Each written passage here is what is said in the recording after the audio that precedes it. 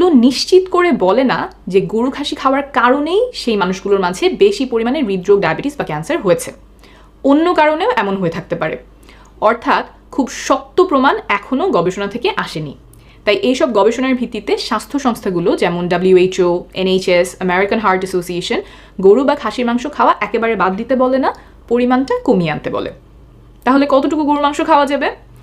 যুক্তরাজ্যে আমরা পরামর্শ দিই দিনে 90 গ্রামের বেশি খেলে তা 70 গ্রামে কমিয়ে আনতে। অর্থাৎ 1 কেজি গরুর মাংস রান্না করলে যদি 5 জনের ফ্যামিলি হয় তাহলে সব একদিনে শেষ করা যাবে না, 3 দিন ধরে একবেলা করে খেলে এক একজনের মোটামুটি দিনে 60-70 গ্রাম গরুর মাংস খাওয়া হবে।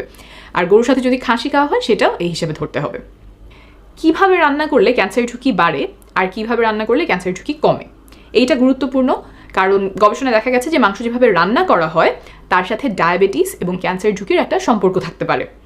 মাংস যখন আগুনে পোড়ানো হয় বা খুব বেশি তাপে রান্না করা হয়, যেমন বারবিকিউ করা বা কড়াইতে খুব উচ্চ তাপে ভাজা, এতে ক্যান্সার তৈরি করে এমন কেমিক্যাল বেশি উৎপাদন হয়।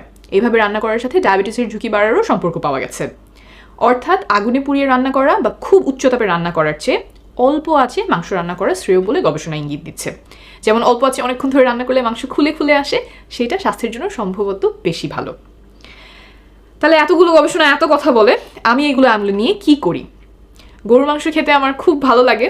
গবেষণায় যতটুকু প্রমাণ পাওয়া গেছে সেগুলো বিবেচনা করে আমি গরুর মাংস খাওয়া বাদ দেইনি, তবে পরিমাণটা কম খাই। মাসে একবার হয়তো বাসায় রান্না করি, স্পেশাল অকেশনে খাওয়া হয়, আজকে একটা বিশেষ উপলক্ষে খাওয়া হয়েছে। আবার হয়তো দেখা যায় টানা কয়েক মাস গরুর মাংস খাচ্ছি না, দাওয়াতে গেলাম বা বন্ধুদের সাথে দেখা হলো তখন খেলাম। তবে এক ধরনের মাংস আমি একেবারেই না খাওয়ার চেষ্টা করি, গবেষণা থেকে মোটামুটি নিশ্চিত এই ধরনের মাংস ক্যান্সারের সৃষ্টি করে। সেটা হলো প্রসেসড মিট, যেমন বিফ সালামি, বিফ পেপারোনি, বিফ সসেজ।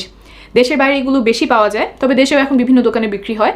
অনেক জায়গায় কোল্ড কাট বলে, যেগুলো লবণ দিয়ে বা অন্যান্যভাবে প্রক্রিয়াজাত করা হয়। এগুলো খাওয়ার সাথে হার্টের রোগ, ডায়াবেটিস এবং ক্যান্সারের ঝুঁকি তুলনামূলকভাবে বেশি দেখা গেছে। আর 2015 সালে বিশ্ব স্বাস্থ্য সংস্থার গবেষণায় যথেষ্ট প্রমাণ পাওয়া গেছে যে এগুলো ক্যান্সারের কারণ হতে পারে। আর আগুনে পুড়িয়ে রান্না করা মাংস যতটা সম্ভব এড়িয়ে চলার চেষ্টা করি। সংক্ষেপে, বাসায় রান্না করা গরুর মাংস উপভোগ করে খাই, স্পেশাল অকেশনে পরিমাণটা খেয়াল রাখি। প্রক্রিয়াজাত মাংস একেবারেই না খাওয়ার চেষ্টা করি, আর আগুনে পোড়ানো মাংস এড়িয়ে চলার চেষ্টা করি। এখন গরুর মাংস নিয়ে কিছু গুরুত্বপূর্ণ সতর্কতা বলে দিচ্ছি। 1, গরুর কলিজাতে অনেক পরিমাণে ভিটামিন A আছে, যা গর্ভের শিশুর ক্ষতি করতে পারে, তাই গর্ভবতী নারীদেরকে আমরা কলিজা খেতে মানা করি। 2, যারা কোনো রোগে ভুগছেন, যেমন কিডনির রোগ, তারা কতটুকু মাংস খেতে পারবেন সেটা ডাক্তার বা ডায়েটিশিয়ানের কাছ থেকে জেনে নেবেন।